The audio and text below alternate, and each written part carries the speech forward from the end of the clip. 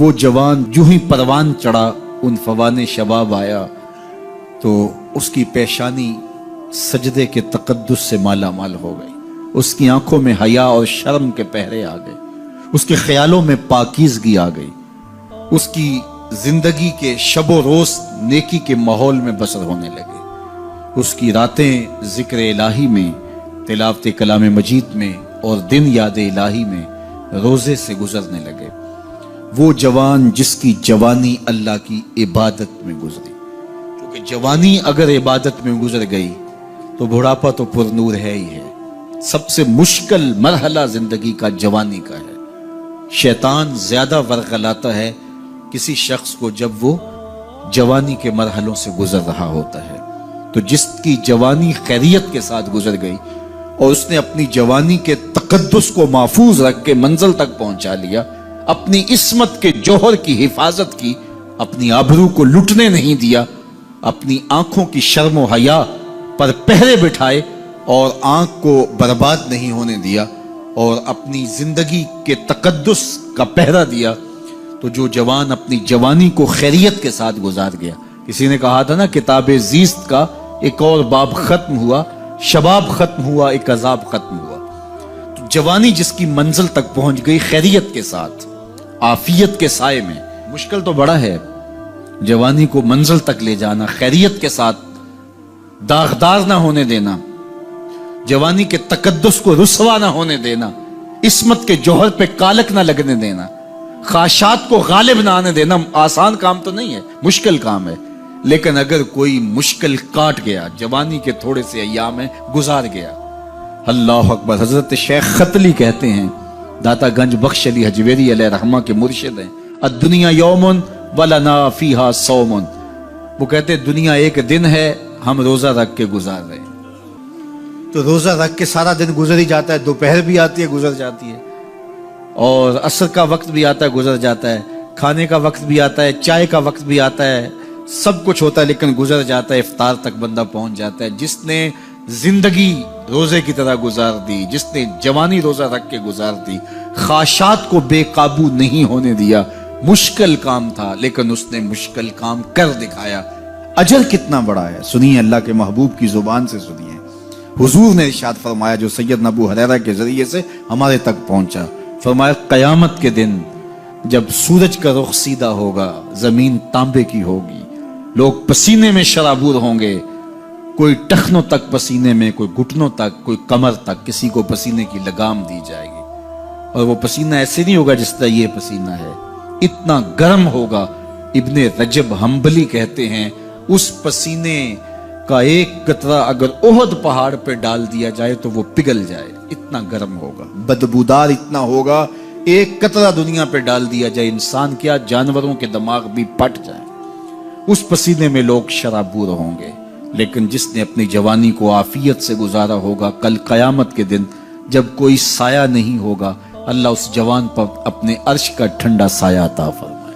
وہ شخص جس کو کسی عورت نے دعوت گناہ دی اور وہ صاحب منصب تھی، صاحب جمال تھی، اور اس نے یہ کہہ کے یہ خواہش، یہ آرزو مسترد کر دی، انی خاف اللہ۔ اسی طرح کوئی عورت ہے تو اس نے اپنے تقدس کی حفاظت کی، اپنی آبرو پہ پہرا دیا اور کسی پیشکش کو ٹھکرا دیا، تو فرمایا قیامت کے دن جب کوئی سایہ نہیں ہوگا، اللہ اسے بھی اپنے عرش کا ٹھنڈا سایہ دے گا۔ کیسا سخت دن ہوگا، اور وہ کس اعزاز میں ہوگا، کس تکریم میں ہوگا۔ یہ تو 4 دن 10-20 سال ہیں، اور وہ 50,000 سال کا ایک دن۔ پھر اس کو اللہ کا شکر ادا کرنا ہوگا کہ اللہ تو نے کتنا کرم کیا میرے اوپر کہ میری جوانی خیریت اور عافیت سے گزری، اور آج اس کا تو کتنا بہتر صلہ مجھ کو دے رہا۔ انسان جب کوئی اچھی بات سنتا ہے تو انسان کی فطرت ہے کہ وہ آگے منتقل کرتا ہے۔ آج کل وہ شیئر کر دیتے ہیں نا، جو بات آئے تو آپ اس کو آگے بڑھاتے ہیں، دوستوں میں شیئر کر دیتے ہیں۔ تو یہ انسان کی فطرت سے افواہیں بھی اس لیے پھیلتی ہیں کہ جو بھی بات آپ سنتے ہیں فوری آپ کی کوشش ہوتی ہے کہ یہ سب سے پہلے دوستوں کو میں ہی بتاؤں۔ تو یہ انسانی فطرت ہے۔ تو جب افواہ اور ایسی چیز، کوئی غم کی خبر بھی ہو، کسی کی وفات کی خبر بھی ہو، تو اس وقت بھی انسان کی فطرت، سست سے سست آدمی بھی پھر جلدی جلدی فون کرتا ہے، آگے بڑھاتا ہے کہ فلاں سے ایک فوت ہو گیا۔ تو تو چونکہ یہ فطرت ہے، بات کو آگے بڑھانے کا شوق ہے انسان کے اندر رکھا ہے، اس سے چیزیں پھیلتی ہیں، اور پھر جو خیر کی خبر ہوگی یا خیر کی بات ہوگی تو اس کو تو آگے پھیلانے کا پھر ہمارا دین بھی ہمیں ترغیب دیتا ہے، جذبہ دلاتا ہے۔ تو حضرت ابو ہریرہ اس جذبے کے تحت جو سنتے تھے پھر آگے منتقل کرتے۔ اب حضور کی بارگاہ سے اٹھ کے جاتے تو سب سے پہلے گھر جاتے اور سب سے پہلے اپنی ماں کو سناتے، اور ماں تھی کافرہ، وہ سننے کی بجائے، خوش ہونے کی بجائے سن کے وہ الٹا ناراض ہوتی اور کوئی نہ کوئی ایسی بات کر دیتی۔ سید ابو ہریرہ سے گوارا نہ ہوتا، ایک دن انہوں نے کوئی ایسی بات کر دی کہ حضرت سیدنا ابو ہریرہ رضی اللہ تعالیٰ عنہ نے فیصلہ کر لیا کہ آج ماں کو چھوڑ دینا ہے، کیونکہ میں یہ گوارا نہیں کرتا کہ میرے آقا کے بارے میں کوئی ایسا جملہ کوئی بولے۔ اور تھی گھر میں ماں ہی، بھائی بھی کوئی نہیں تھا، بہن بھی کوئی نہیں تھی، باپ بھی فوت ہو گئے تھے، شادی بھی نہیں ہوئی تھی، تو ماں ہی ماں گھر میں، اور ماں اور بیٹا اکٹھے رہتے ہو تو پھر محبت بھی مثالی ہوتی ہے۔ تو اب ماں ہی ایک رشتہ ہے مادی دنیا کے اوپر، تو حضرت ابو ہریرہ رضی اللہ تعالیٰ عنہ نے فیصلہ کر لیا کہ چھوڑ دینا ہے۔ چھوڑ کے گھر سے نکلے، لیکن دل ڈوب رہا ہے کہ ایک ہی تو رشتہ تھا، وہ بھی گیا۔ افسردہ ہے، حضور کی خدمت میں پہنچے، دل و قلب و نگاہ کے مرشد اولین نے ابو ہریرہ کی اداسی دیکھی تو فرمایا ابو ہریرہ کیا بات ہے؟ تو حضرت ابو ہریرہ جس طرح بندہ پھٹ نہیں پڑتا، تو عرض کی حضور میری ماں کی ہدایت کی دعا کر دیجئے۔ ساری کہانی 2 لفظوں میں بیان کر دی، میری ماں کی ہدایت کی دعا کر دیجئے۔ حضور نے نہیں پوچھا کیا ہوا، کیا ماجرا ہوا، فوراً ہاتھ اٹھ گئے، اور لفظ کیا تھے؟ اللہم اہد ام ابی ہریرہ تھا، اے اللہ ابو ہریرہ کی ماں کو ہدایت دے دے۔ ادھر انہوں نے بے چینی سے یہ بات کہی، ادھر حضور کے ہاتھ اٹھے، پھر ان اٹھے ہوئے ہاتھوں کو خالی تو موڑا ہی نہیں جاتا، اجابت کا صحرا عنایت کا جوڑا، دلہن بن کے نکلی دعائے محمد صلی اللہ علیہ وسلم۔ تو حضور علیہ السلام نے ہاتھ اٹھا دی، حضرت ابو ہریرہ نے دوڑ لگا دی۔ کسی نے پوچھا ابو ہریرہ آج بڑی جلدی ہے؟ کہا آج ہی تو دیکھنا چاہتا ہوں، گھر پہلے میں پہنچتا ہوں یا حضور کی دعا پہلے پہنچتا ہوں؟ جا کے دروازے کو دستک دی، اندر پانی کے کھنکنے کی آواز آ رہی تھی جس طرح کوئی غسل کر رہا ہو۔ آواز دی تو آواز آئی، بیٹا ابو ہریرہ ٹھہرو، میں بھی آئی۔ کہا لہجے سے سمجھ گیا اس میں محمد عربی کی دعا بول رہی ہے۔ تھوڑی دیر کے بعد میری ماں آئی، تازہ آثار وضو سے اور غسل کی وجہ سے ان کے جو ہے وہ بالوں سے قطرے ٹپک رہے تھے، اور لبوں پر میرے حضور کا کلمہ جاری تھا۔ اللہ اکبر، سیدنا ابو ہریرہ تیرے مقدر پہ قربان۔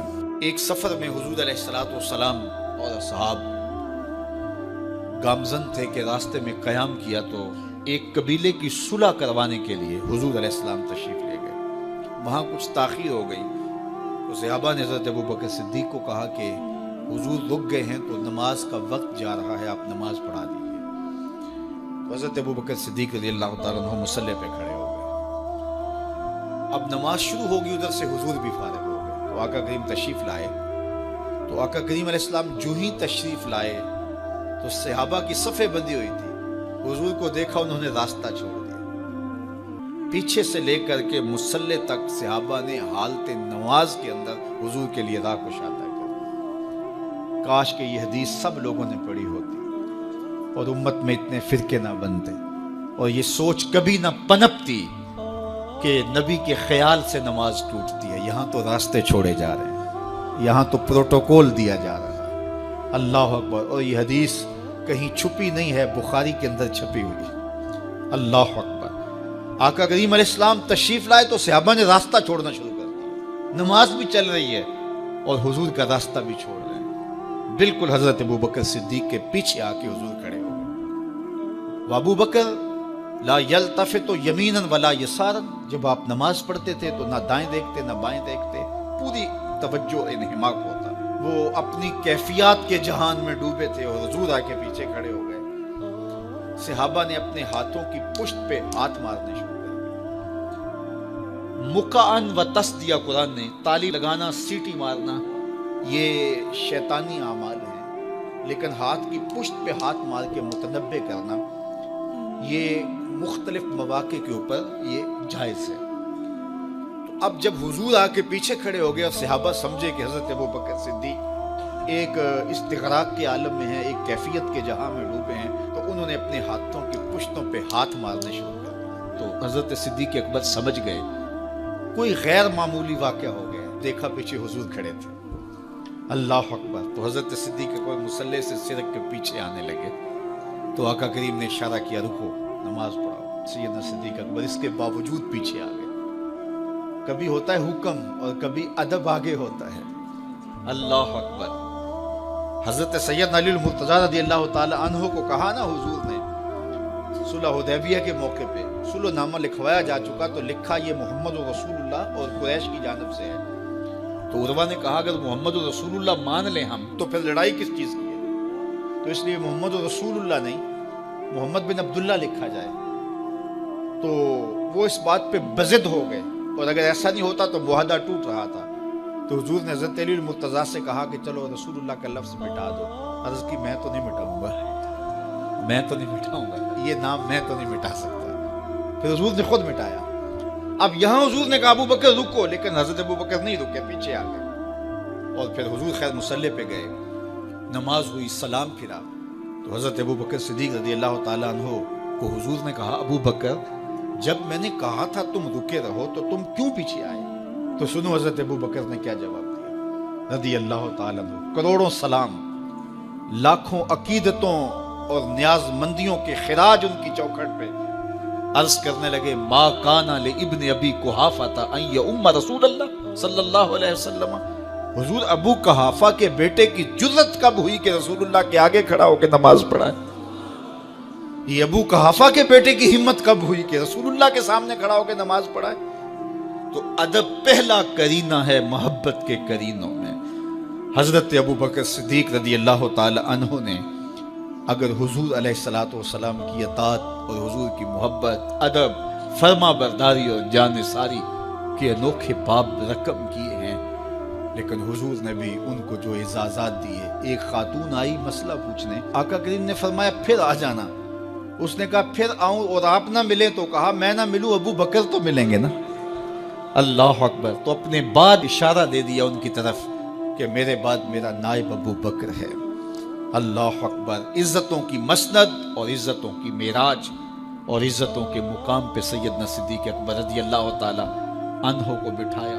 میرے والد گرامی رحمت اللہ تعالی علیہ نے پوری زندگی میں کوئی ایک تقریر بھی ایسی نہیں کی جس میں یہ اشعار نہ پڑے ہوں۔ جب وہ خطبہ پڑھتے تھے تو خطبہ پڑھنے کے بعد یہ اشعار پڑھا کرتے تھے، جس میں اس کی کیفیت ہے کہ جو حضور کے شہر میں جانے کے لیے تڑپتا ہے۔ ز مہجوری برآمد جان عالم، ز مہجوری برآمد جان عالم، تراحم یا نبی اللہ تراحم۔ کہ عرض کی جا رہی حضور آپ کی جدائی میں پورے جہان کی جان نکل رہی ہے۔ ز مہجوری برآمد جان عالم، تراحم یا نبی اللہ تراحم، نہ آخر رحمت للعالمینی، ز محرومہ چرا فارغ نشین، بروں سر از برد یمانی، کہ روئے تست صبح زندگانی۔ حضور اپنا سر انور اس یمنی چادر سے ذرا نکالیے، چونکہ آپ کا چہرہ انور زندگی کی صبح ہے، زندگی کی بہار ہے۔ ادیم طائف نعلین پاکن، شراکز رشتہ جاں ہائے ماکن۔ اللہ اکبر۔ جامی علیہ رحمہ کا انداز کتنا دل آویز ہے۔ وہ کہتے ہیں حضور آپ طائف کے بنے ہوئے چمڑے کے جوتے پاؤں کی زینت بنائیں، آپ جوتے جو پہنے وہ طائف کا مشہور چمڑا ہو اور اس کے بنے ہوئے۔ شراکز رشتہ جاں ہائے ماکن، اور اس کے اندر جو تسمے ڈالیں وہ جامی کی جان کے ڈالیں، جامی کے چمڑے کے نہیں، جامی کی جان کے تسمے ان نالین میں ڈالیں جو آپ طائف کے بنے ہوئے نالین زیب تن کریں۔ وہ ایک شاعر کہتا ہے عربی کا کہ یا لیتنی کنتو تربت ایبتکم فلتسمت نعالک ذاک کدی، کاش میں مولوی نہ ہوتا۔ وہ بہت بڑا شیخ الحدیث گزرا ہے، تو وہ کہتا ہے میں کاش شیخ الحدیث نہ ہوتا، میں مولوی نہ ہوتا، مدینے کی گلی کی مٹی ہوتا، حضور گزرتے تلووں کو چوم لیتا۔ چے باشد گر کنی سوئم نگاہے، ہمیشہ گر نہ باشد گاہے گاہے۔